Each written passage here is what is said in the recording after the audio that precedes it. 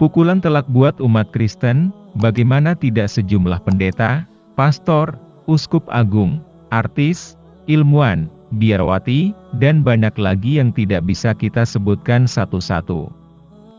Mereka yang masuk Islam atas dasar pemikiran mereka yang cerdas. Seperti kisah seorang pendeta yang gagal membakar Al-Quran, justru sebaliknya, malah dia yang terbakar. Inilah kisahnya yang kami kutip dari Mansur Al-Iwaji dalam bukunya Ajaib Al-Kashash, mengutip berita harian umum Tartim yang terbit di Nigeria. Kisahnya masuk Islam ketika dia membakar Al-Quran, ketika itu dia memegang sebuah mushaf dan menghadap jemaatnya. Ia kemudian melemparkan mushaf itu ke lantai dan menyiramnya dengan bensin. Orang-orang memperhatikannya dengan serius. Saat Wolfrost menyalakan korek api, namun di luar dugaannya justru tangannya tersulut api dari korek itu. Tangannya pun terbakar sedangkan mushaf tidak jadi dibakar. Tersentuh api pun tidak. Dia adalah Pastor Wolfrost, dia adalah seorang pemuka gereja di Angola. Dia cukup dikenal di kalangan jemaatnya maupun di tempat asalnya.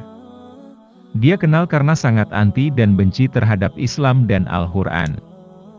Kebenciannya terhadap Islam dan Al-Quran membuatnya gelap mata, dan memutuskan untuk membakar Al-Quran sebagai bukti amarahnya terhadap Islam dan Al-Quran. Namun apa yang terjadi? Al-Quran sama sekali tidak tersentuh api, malah sebaliknya sang pastor yang terbakar tangannya. Para jemaatnya yang menyaksikan kejadian itu sangat terkejut atas kejadian itu. Mereka tidak menyangka bakal terjadi seperti ini. Sementara sang pastor atas kejadiannya itu membuatnya kagum dan heran. Ia memikirkan peristiwa itu, dan mulai menyadari betapa ajaibnya Al-Quran. Ia yang ingin membakar Al-Quran justru tangannya sendiri yang terbakar.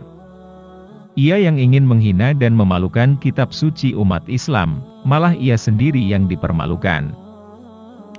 Atas peristiwa itu Wolfrost mulai terganggu pikirannya, atas keajaiban Al-Quran yang disaksikannya sendiri.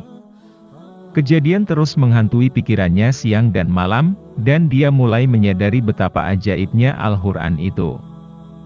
Dan dia menyadari juga bahwa ia baru saja diselamatkan dari hal paling gila yang akan dilakukannya.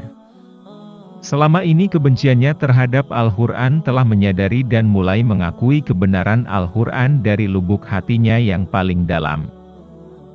Wolfrost pun kemudian mengikrarkan diri masuk Islam dan mengucapkan 2 kalimat syahadat. Beritanya masuk Islam tersebar luas, lingkungannya gempar. Bagaimana tidak ia dulunya seorang pembenci kini menjadi pengikutnya dan mengakui kebenaran Al-Quran. Dan dia mengakui bahwa Al-Quran sebagai wahyu ilahi dan kitab suci. Tak lama setelah masuk Islam, pemimpin gereja Angola Yakob Musa pun menyatakan masuk Islam. Keislaman keduanya diikuti oleh masuk Islamnya sekitar 200 orang lainnya. Selain memimpin gereja, Yakob Musa adalah sekretaris jenderal lembaga misionaris di Angola. Ia memangku jabatan itu kurang lebih selama 22 tahun. Begitu masuk Islam, ia kemudian mengundurkan diri dari jabatan tersebut.